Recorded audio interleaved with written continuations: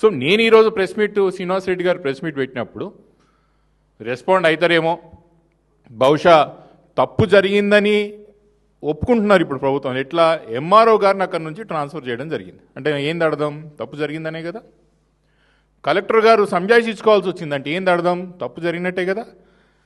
కరీంనగర్లో ఒక ఆర్టీసీ డ్రైవర్ని ఒడ్లు కొనండియా మక్కను కొనండియా అంటే ఆయనను సస్పెండ్ చేస్తారు, డిస్మిస్ చేస్తారు.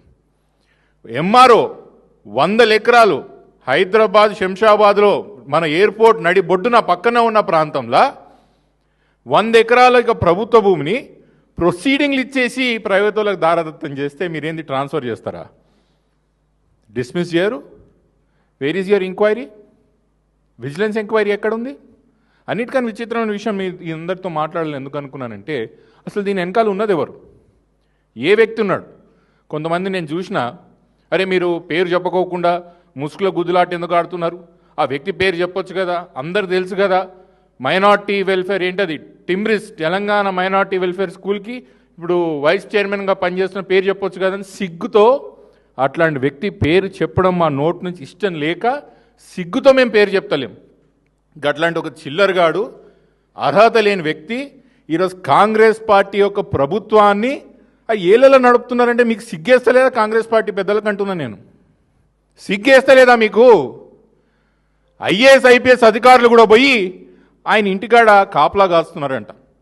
పోస్టింగ్లు పెద్ద పెద్ద డిపార్ట్మెంట్లా, మున్సిపల్ డిపార్ట్మెంట్లా, రెవెన్యూ డిపార్ట్మెంట్లా పోస్టింగ్లు ఆయన సిఫారసులతో జరుగుతుందంట.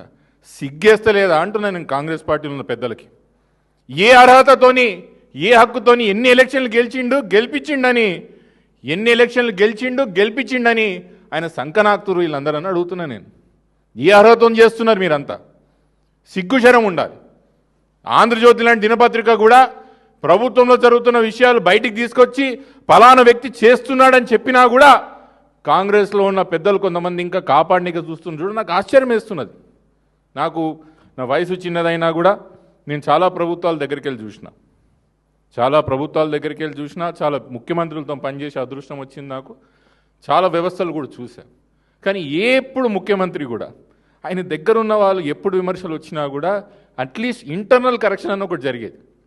బయట వాళ్ళని బాటంగా వాళ్ళని కరెక్ట్ చేయకపోయినా ముఖ్యమంత్రి దగ్గర ఉన్న వాళ్ళు ఎవరైనా తప్పు చేస్తే ఇక పలానా తప్పు చేయకు అని ఒక బెదిరించే ఒక పరిస్థితి ఉండేది. కానీ ఈ విచిత్రమైన కాంగ్రెస్ పార్టీలు అంటే ఈ చెప్తున్నామంటే ఈ ఫాల్తూ ఈ మనిషి గురించి ప్రతి నెలకొకసారి ఒక స్కామ్ బయటకు వస్తుంది, 15 రోజులకు ఒకసారి పలానా దాంట్లో ఇన్వాల్వ్ ఉన్నారంటారు. కానీ ప్రభుత్వంలో ఉన్న పెద్దలు మాత్రం ఒక్కసారి కూడా ఆ వ్యక్తి మీద చర్యలు ఉండవు, కనీసం కోర్స్ కరెక్షన్ ఉండదు, కనీసం మంచి చెడ్డ కూడా చెప్పే పరిస్థితి ఉండదు. ఎందుకు అంటున్నా?